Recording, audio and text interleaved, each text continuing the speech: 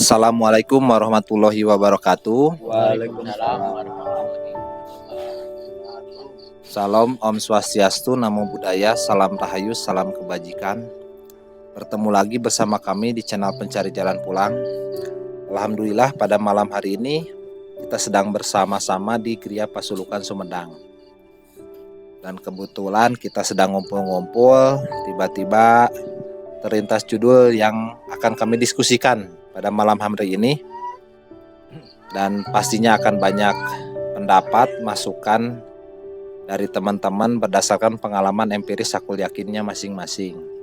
Adapun judul yang akan kita diskusikan pada malam hari ini yaitu Rasul dan Nabi itu beda. Mungkin pendahuluan dari saya ya. Nanti teman-teman yang lain juga pasti ada masukan. Kita memberikan pandangan kami dalam praktek ilmu tasawuf yang metode praktisnya itu ada di dalam tarekat. Pandangan kami terkait Rasul dan Nabi, yaitu Nabi itu adalah sesuatu yang konkret, sedangkan Rasul itu sesuatu yang abstrak. Rasul itu ada di baliknya Nabi, gitu. Dan Rasul itu berkekalan dengan Allah, sehingga kalau diibaratkan Allah itu cahaya mataharinya, Rasul itu cahayanya. Sedangkan nabinya yang konkret itu ada di dimensi relatif, sehingga terbatas oleh usia, umur, batasan waktu.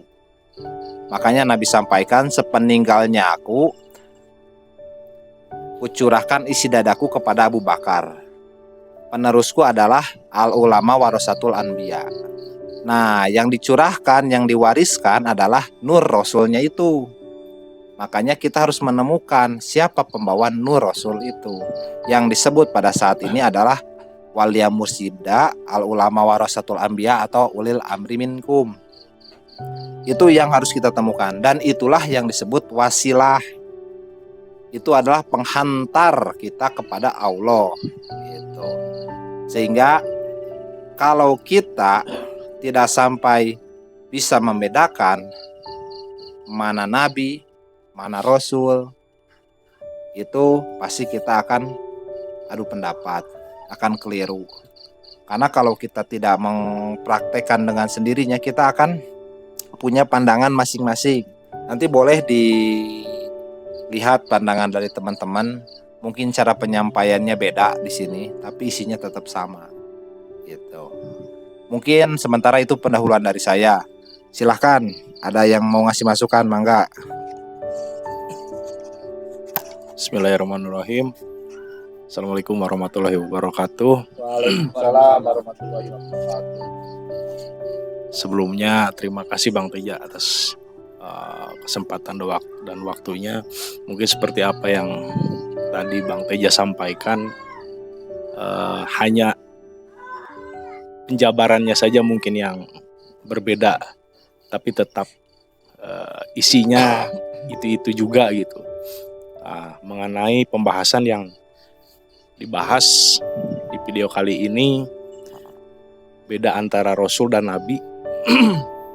Mungkin sering kita jelaskan ya di video-video sebelumnya, bahwa Nabi dan Rasul itu entitas yang berbeda gitu.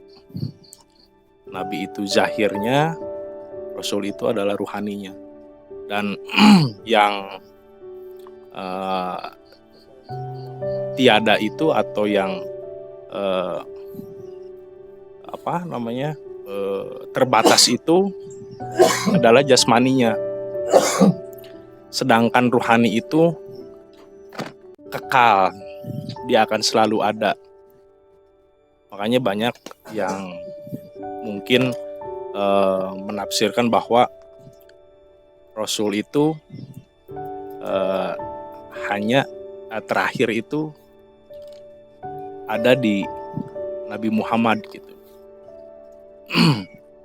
Sedangkan menurut sudut pandang perspektif dari tasawuf, bahwa Rasul itu akan selalu ada, seperti yang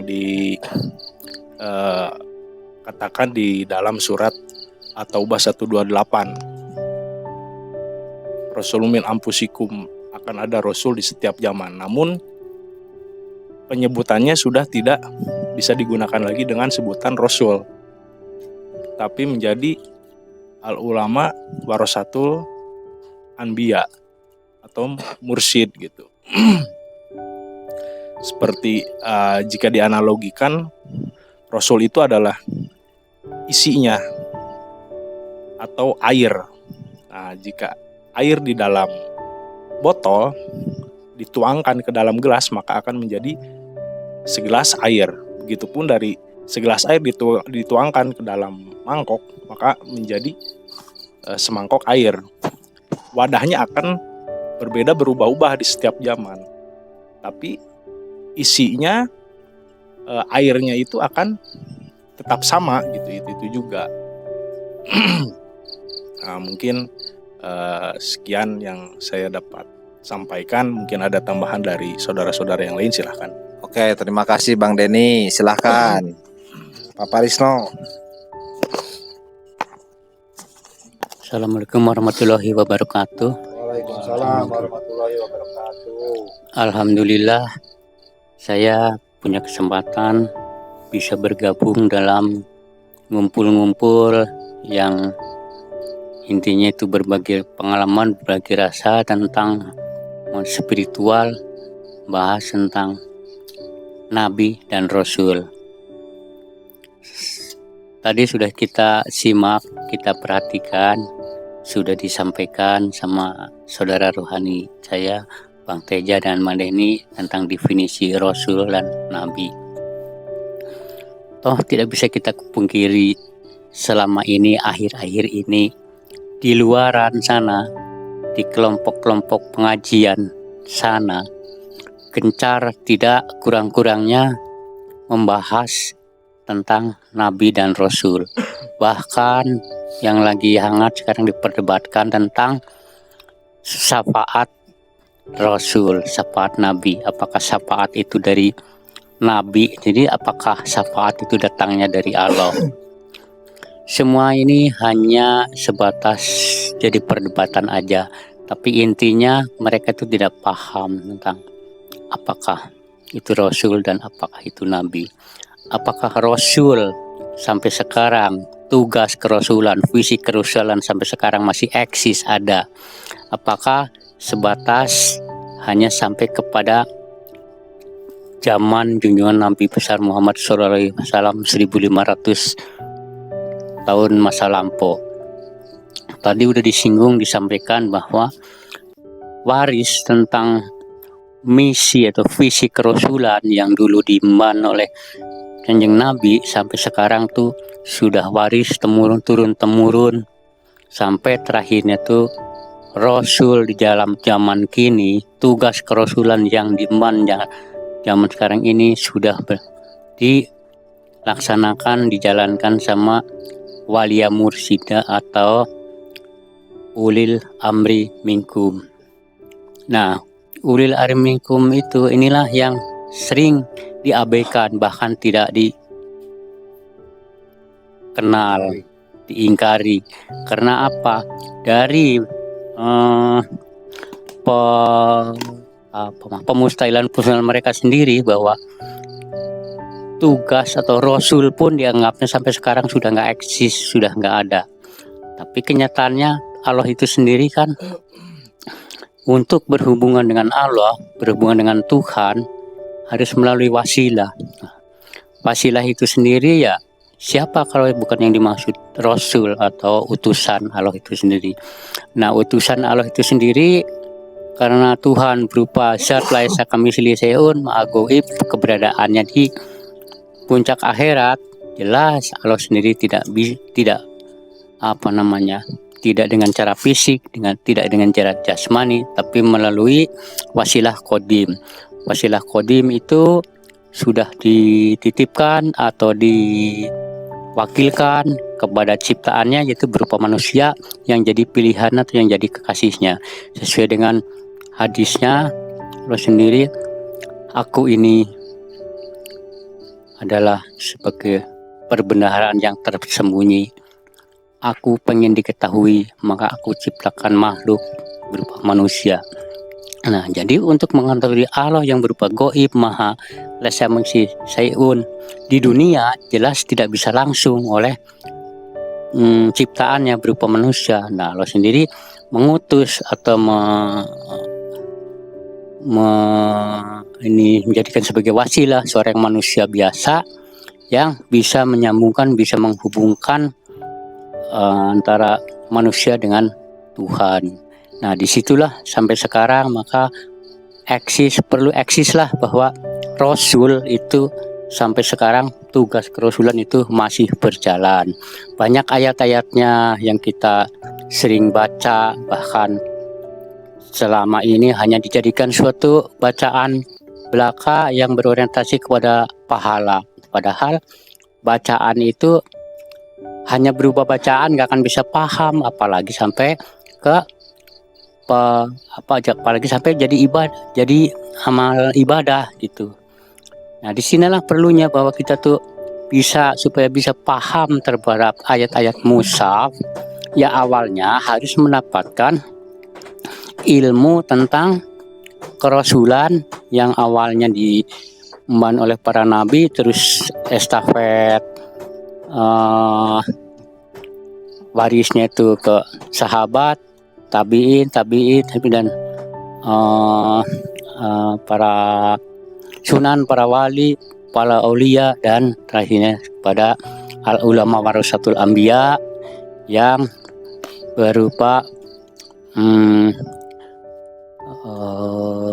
ulil amri minkum. Nah, disitulah perlu kita perlu kita perhatikan bahwa begitu pentingnya supaya kita bisa berhubungan dengan Tuhan. Harus kita mau cari tahu terhadap siapa zaman sekarang tentang tugas kerasulan yang berinisial yang dimaksud dengan ulil amri minkum.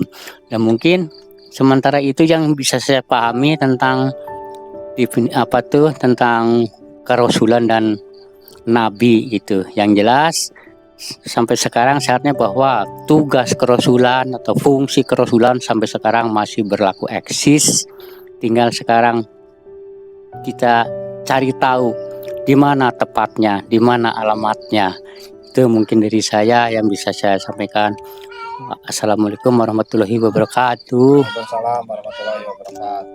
Sedikit ingin menambahkan lagi mengenai Rasul, seperti yang dikatakan di dalam surat At-Taubah 128 bahwa akan ada Rasul di setiap zaman. Nah, jika ayat tersebut hanya berlaku di zaman Nabi Muhammad saja, mungkin untuk zaman sekarang sudah tidak berlaku dong. Itu mungkinnya logikanya ya Pak.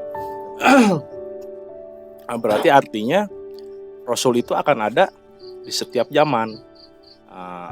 Tetapi Rasul sudah tidak bisa digunakan lagi untuk sebutan Rasul tersebut ya, tapi menjadi waris Nabi atau al-ulama warasatul anbiya gitu.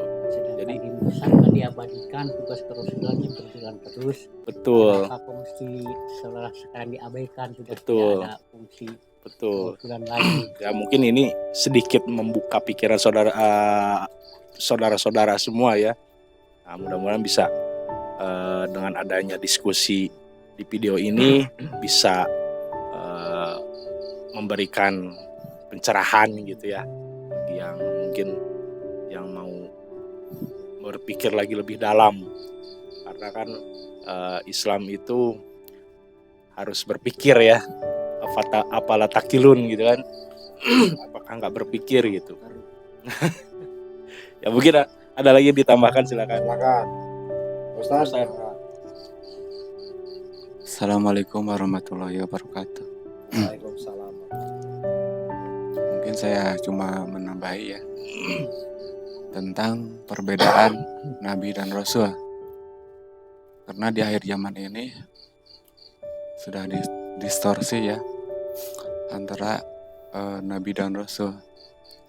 Karena kebanyakan orang di luaran itu antara Nabi dan Rasul itu sama-sama manusia. Kan tadi udah jelaskan Nabi itu konkretnya ya, Rasul itu abstraknya. Berarti di luaran itu terutama ahli kitab, Salafi Wahabi memanai Nabi dan Rasul itu adalah Nabi man uhiya ilaihi walam yu'mar bitablighihi. Nabi itu orang yang dikasih wahyu oleh Allah dan tidak diperintah untuk menyampaikannya. Itu Nabi, kata mereka itu tafsirannya. Sedangkan Rasul man uhiya ilaihi wa yu'maru bitablighihi. Rasul itu seorang yang diutus Rasul, yang diwahyui oleh Allah dan diperintah menyampaikannya. Berarti penafsiran mereka itu ahli kitab, Salafi Wahabi sama-sama manusia. Makanya dia menganggap zaman ini gak ada lagi Rasul karena udah mati katanya. Itu. Padahal jelas ya, Rasul itu adalah nur Allah, isinya. Sedangkan Nabi itu adalah wadahnya. Itu satu paket ya. Tidak terpisahkan itu antara Nabi dan Rasul. Iya, seperti matahari dan sinarnya. Tidak bisa dipisahkan antara matahari dan sinarnya. Nah, begitu juga Rasul. Rasul itu ibarat sinarnya, sinarnya matahari, sinarnya Allah, nurnya Allah sendiri, yang disebut di Al-Maidah 35 itu sebagai wasilah Rasul itu. Sedangkan Nabi sebagai pembawa wasilah tersebut. Makanya cari untuk bisa terhubung dengan Tuhan itu kan harus mencari wasilah. Untuk bisa ketemu wasilah terutama harus lebih harus dicari dulu sang pembawa wasilahnya, yaitu cahayanya ya. Kalau dulu disebutnya Nabi pembawa wasilah itu. Kalau sekarang disebutnya al-ulama warasatul anbiya, pewaris Nabi. Karena nur Allah itu, isi dada Nabi itu diwariskan setelah Nabi Muhammad berlindung, diwariskan ke estafet selanjutnya, yaitu ke sahabat utama Sayyidina Abu Bakar As-Siddiq. Di dalam hadis disebutkan, kucurahkan semua isi dadaku ke Sayyidina Abu Bakar. Berarti ya sepeninggalnya aku kucurahkan isi dadaku semuanya ke Sayyidina Abu Bakar. Berarti diwariskan ya. Nah itulah Rasul, isi Nabi itu adalah Rasul, diwariskan ke Sayyidina Abu Bakar. Terus estafet sampai zaman sekarang yang disebut al-ulama warasatul anbiya itu ulama yang diwarisi isi dada Nabi Muhammad. Jadi isi dada Nabi Muhammad sama ulama waris tersebut sama gitu kan. Nah itulah yang kita harus cari untuk berhubungan dengan Tuhan. Karena tanpa itu, tanpa wasilah, kita gak akan bisa sampai kepada Tuhan. Jadi gitu ya, bedanya antara Nabi dan Rasul itu, Nabi itu adalah wadahnya, Rasul itu adalah isinya. Kalau Rasulnya dianggap sudah nggak ada, berarti Allahnya pun nggak ada ya. Iya, ibarat kalau sinar matahari udah gak ada, matahari juga gak ada ya. Udah tamat. Berarti berkakalan antara Allah dan Rasul itu. Mungkin ada tambahan lagi? Silakan. Oh.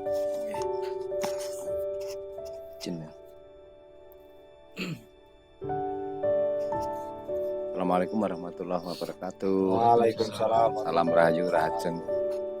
Salam sejahtera untuk kita semua. Asik nih, tambah malam kita bicara antara Rasul dengan Nabi ya. Kita diberi akal yang kemarin malam saya coba bedah bahwa manusia itu adalah Homo sapien. Jadi dari spesies itu termasuk manusia itu adalah sekelompok binatang. Tapi yang membedakan dengan binatang apa? Akal. Nah, karena kita diberi akal untuk berpikir, makanya akal itu harus menjadi pelita atau penerang daripada rohani kita sendiri. Berbicara tentang Rasul dan Nabi, apa yang disampaikan kawan-kawan saudara rohani saya, meskipun cara penyampaiannya berbeda, tapi intinya sama. Saya mencoba ini menambahkan ya, bukan saya hebat, enggak, intinya sama, bahwa Nabi itu kalau menurut pribadi saya, karena kami maupun saudara-saudara rohani ini adalah pelaku daripada tasawuf, bukan sekedar cerita omon-omon, tapi kami pelaku. Jadi Nabi itu saya menganggap beliau ada di alam baharu. Alam baharu itu mesti terbarukan, relatif ya, musnah juga gitu, dan tergantikan. Sedangkan Rasul itu sifatnya kekal di alam kodim, yang disampaikan saudara-saudara rohani saya tadi, bahwasanya itu percikan atau nur daripada Allah itu sendiri. Itu di alam kodim, itu tidak tersentuh. Dari Rasul yang ada di alam kodim, berarti ada yang di alam maha kodim, Allah itu sendiri tentunya. Seperti yang Pak Parisna tadi sampaikan, bahwasanya Allah itu pengen dikenali oleh ciptaannya, makhluknya ya, harus melalui Rasul gitu. Ibarat tadi yang disampaikan bahwasanya ada matahari, ibarat sebagai Tuhan yang mencapai ke alam kita ini, di alam dunia ini, di bumi ini adalah sinarnya. Kalau sinarnya sudah tidak ada, betul sekali, berarti mataharinya sudah tidak ada gitu. Tuhannya pun tidak ada kan.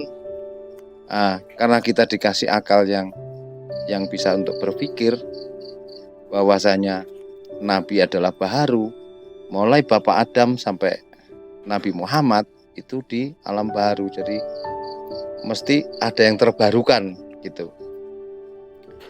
Lah, sifat estafet daripada Nabi itu sendiri yang di zaman kita itu istilahnya ulil amri minkum ya, yang bertali wasilah tentunya. Dan tidak semua orang bisa menyatakan, oh saya wakil Tuhan gitu. Ya enggak, iya kan, kalau enggak masuk dalam tali wasilah itu.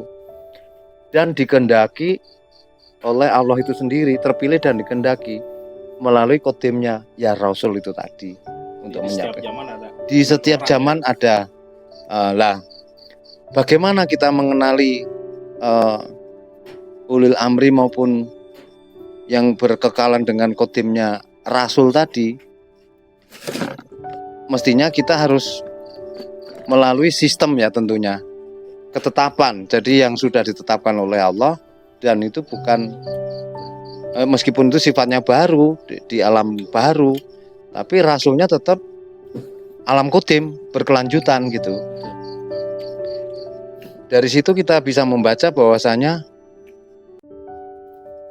bahwa sifat Rasul itu pun, maaf, ada binatang. Sifat Rasul itu sendiri bisa dikenali melalui tindakan, melalui ucapan yang semuanya sudah menjadi ketetapan dan di dalam sistem gitu. Sistem itu apa ya? Ya, yang ada di kami ini, di Torekoh ini. Mungkin bisa dijelaskan teman-teman yang lain mungkin. Tapi saya mohon maaf, saya dulu pelaku infra ya, jadi orang bilang klenik, kalau istilahnya apa ya, ya perdukunan lah. Tapi kami bukan dukun ya, kami mencari Tuhan ya, intinya. Tapi disamaratakan hal itu, disamakan. Dukun tuh kan kalau ada duitnya rukun gitu kan. Nah, kami bukan itu, kami mencari Tuhan gitu. Pada saat kami mencari Tuhan, ketemulah di tasawuf ini nur atau percikan dari ilahi itu.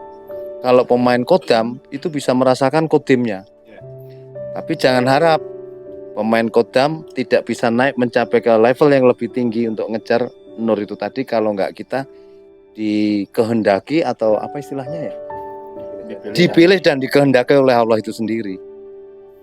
Silakan kalau mau mencoba, ada di sini. Saya udah mentok-mentoknya di kodam ya. Setelah ketemu kodim, tidak ada apa-apanya kodam itu. Selesai sampai di alam bawah sadar kita. Karena kalau kita belajar di tasawuf, selain memakai akal, tapi tersistem, kita juga bisa merasakan kehadiran Rasul itu sendiri, kehadiran uli amri sendiri, kehadiran Allah itu sendiri. Kami pelaku, bukan cerita yang omong-omong seperti yang di luar. Terima kasih. Luar biasa Pak Saud. Ada mau yang nambahin? Silakan Bapak Risno. Alhamdulillah obrolan kita tuh semakin melebar sehingga menjadikan pemahaman yang luas gitu bagi kalangan, baik kalangan awam atau kalangan khusus.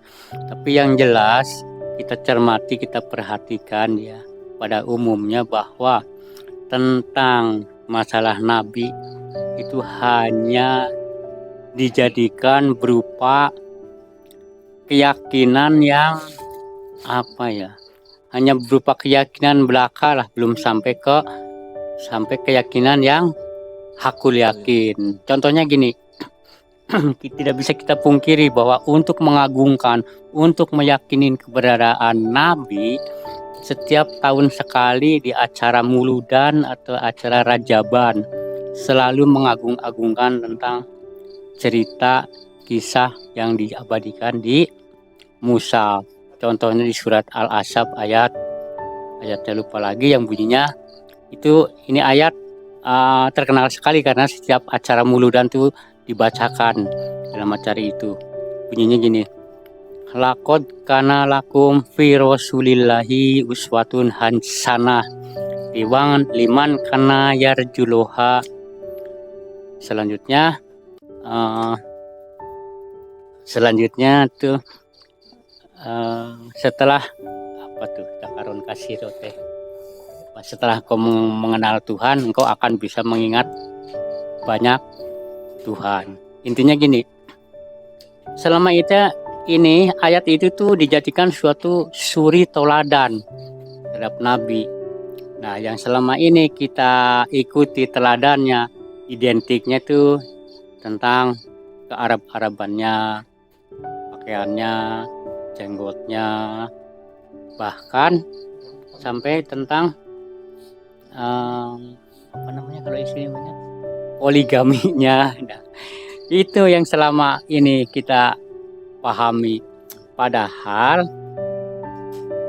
Nabi sendiri di bunyi ayat berikutnya bahwa keteladanan tentang apa yang mesti harus diikuti oleh umatku dulu nih ya, bukan yang Nabi masih ada, keteladanan tentang liman kana yarjuloha, artinya keteladanan tentang metodologi cara bertemu dengan Tuhan.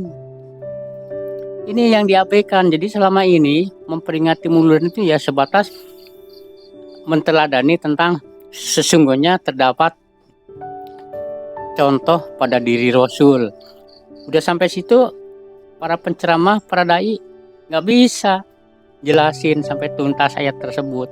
Padahal keteladanan intinya adalah Rasul itu sendiri waktu dulu waktu Kanjeng Nabi Muhammad, bahwa keteladanan tentang metodologi cara bertemu dengan Tuhan. Nah, itu intinya keteladanan sebetulnya. Nah, terus kalau sudah bisa bertemu dengan Tuhan, jelas di hari-hari berikutnya, di hari kemudian pasti akan mudah mengingat Allah, bahkan sampai apa? Setelah mengingat berkekalan dengan Allah. Nah, itu intinya keteladanan itu. Makanya sampai sekarang saya hanya berharap menghimbau kepada sahabat kita yang di luaran itu, ayo kita tindak lanjuti pemahaman tentang mushaf-mushaf, ayat-ayat yang ada di mushaf itu untuk bisa jadi praktek atau pelaku gitu, jangan hanya sebatas terjemah dan tafsir. Dan juga tidak mudah, tidak akan bisa paham terhadap terjemahan dan tafsir kecuali kita sudah bisa mengalami, ditanamkan dulu tentang nur kitab dan nur iman. Itu yang terdapat di surat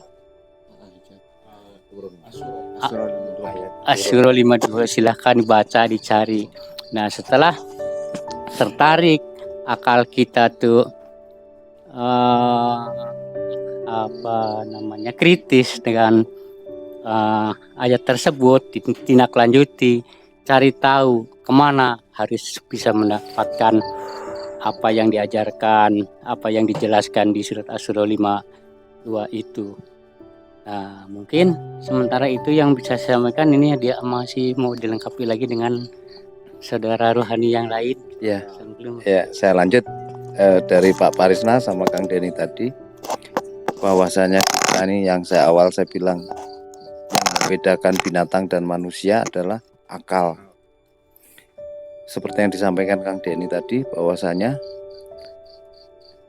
setelah sebelum Rasul berlindung, beliau berpesan bahwasanya aku serahkan isi dadaku ke Sayyidina Abu Bakar. Isi dada itu apa? Sifatnya kodim ya. Karena roh dan badan ini, jasad ini, itu roh dibalik jasad, tapi tidak di dalam jasad loh ya, beda dimensi. Bahwasanya kucurahkan isi dadaku, berarti kan iman ya. Di situ iman berarti ada nur yang sifatnya itu yang disampaikan Pak Parisno, bahwasanya apa tadi Pak yang terakhir? Yang ditanamkan nur iman. Ya, di situ ada nur iman sama nur kitab yang akan diterima oleh Sayyidina Abu Bakar. Tentunya begitu ya. Lah, dari dimensi yang berbeda itu, kalau kita bisa berpikir, itu bukan akal yang diserahkan, iya kan? Ilmu yang ada di otak, yang ada di akal, tapi kita bisa berakal dalam bersistem, berwasilah, bersistem dalam beragama. Tentunya agama pun ada sistemnya kan, bukan sekedar percaya, apalagi yakin gula gokin, apalagi ya istilahnya ya kita atau fanatik buta. Tapi kita harus bisa mendalami apa yang diserahkan Rasulullah Muhammad kepada Sayyidina Abu Bakar. Itu sifatnya kodim, nur kitab sama nur iman. Itu sih dari saya tambahannya. Terima kasih. Silahkan lanjut lagi. Apa lagi? Tambah asik nih. Terima kasih. Semakin malam semakin asik. Saya ingin menambahkan sedikit tentang yang disampaikan tadi Pak Parisno ya. Karena kebanyakan orang umum itu selalu mengagung-agungkan Nabi secara barunya ya, Maulidan apa itu. Iya. Padahal yang kita ikuti itu bukan itunya ya. Di surat Al-Ahzab tadi udah jelas ya, laqad kana lakum fi rasulillahi uswatun hasanah liman kana yarjullah dan seterusnya. Di situ ada kalimat pi rasulillah ya, bukan pi nabiillah. Berarti yang harus kita suri tauladan di dalam diri Nabi itu, yaitu Rasulnya, perjalanan kodimnya gitu. Itu sama dengan syahadat ya? Iya betul. Iya. Bukan nabi kan, rasul. Bukan. Ya? Rasul itu berarti mengikuti Nabi secara kodimnya gitu, bukan secara barunya tadi udah disampaikan. Bukan Nabi berjenggot kita harus berjenggot, itu bukan. Dan nabi berubah rambutnya. Jadi Iya, mustahil ya. mustahil. Masa kita semir putih rambut kita? Dan mustahil di zaman kita mengikuti Nabi, kan yang diikuti itu harus ada di depan ya. Nabi udah 1450 yang lalu itu udah wafat gitu, tidak tidak bisa ya, tidak bisa diikuti. Yang harus diikuti, yang dimaksud Ahlus Sunnah wal Jamaah itu napak tilas Nabi secara kodimna. Lakod kana lakum fi Rasulillah, berarti di diri Nabi ada Rasul, berarti jelas perjalanan kodim, perjalanan rohani menuju Allah. Karena ilmu baharu tidak akan sampai kepada Tuhan yang maha rohani. Pastinya kita harus belajar ilmu rohani gitu kan. Dan sangat jelas di ayat tersebut kita bisa suri teladan, mengikuti suri teladan Nabi itu apa-apa yang telah dilakukan Nabi secara kodimnya, yaitu untuk mengenal Tuhannya. Caranya gimana? Kan Nabi dulu dibaiat ya oleh malaikat Jibril, terus khalwat di Gua Hiro. Itu perjalanan rohani, bukan perjalanan secara barunya. Jadi yang diwarisi Nabi setelah wafatnya, setelah berlindung Nabi yang diwarisi ke Sayyidina Abu Bakar, itu tadi udah jelas ya, isi dadanya berarti ilmu rohani di situ ya, berupa nur iman dan nur kitab, bukan ilmu pengetahuan akal. Kalau ilmu pengetahuan akal itu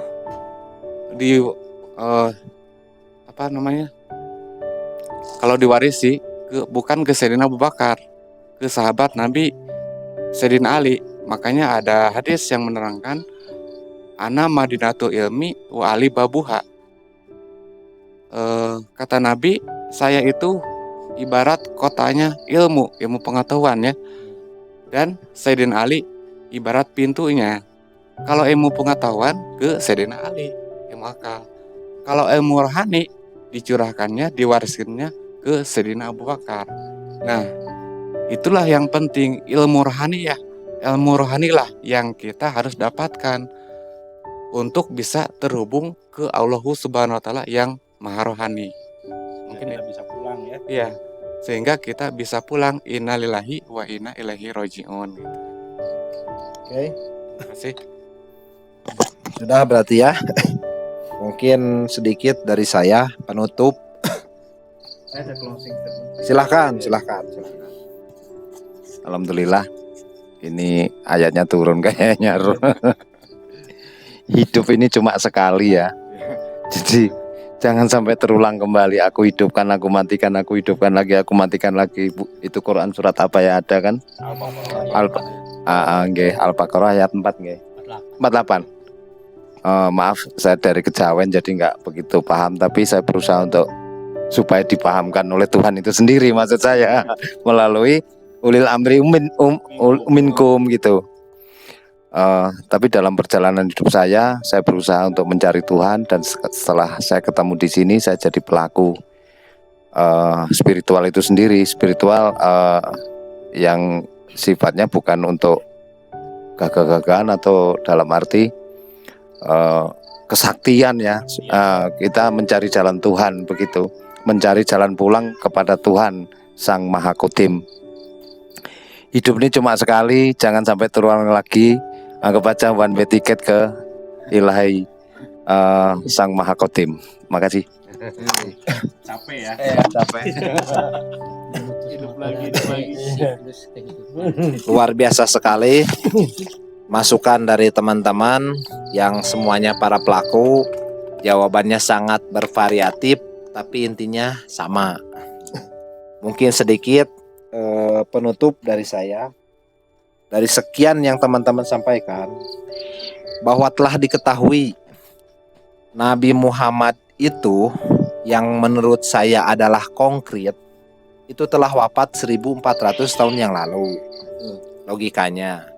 Sedangkan Nabi Muhammad mewariskan isi dadanya, mencurahkan sepeninggalnya aku curahkan isi dadaku kepada Abu Bakar.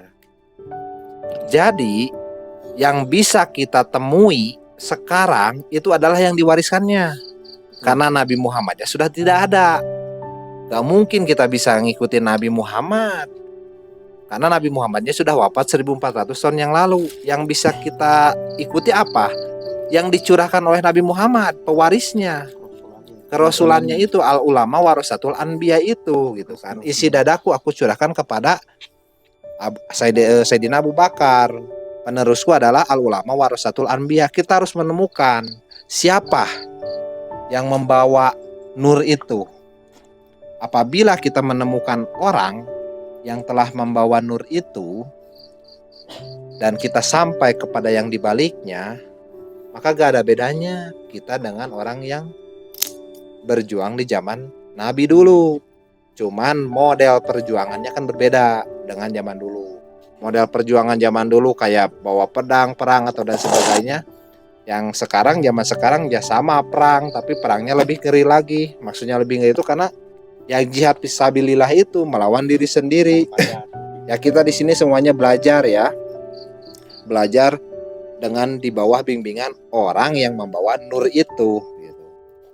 Sehingga logikanya gak mungkin lah kita belajar mengikuti Nabi. Yang bisa kita ikuti adalah orang yang mendapat warisan dari Nabi itu. Gitu. Peluangnya hanya itu.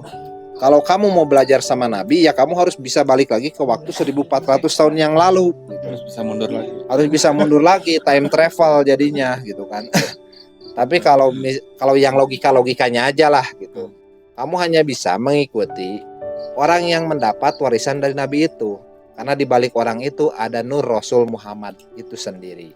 Mungkin itu yang bisa kami sampaikan. Semoga bisa bermanfaat. Saya sering sekali jelaskan bahwa jangan ikut-ikut kami karena kami sering dianggap sesat, syirik, dan bid'ah. Ilahi anta maksudi warido kamatubi. Bilahi taufiq wal hidayah. Wassalamualaikum warahmatullahi wabarakatuh. Waalaikumsalam.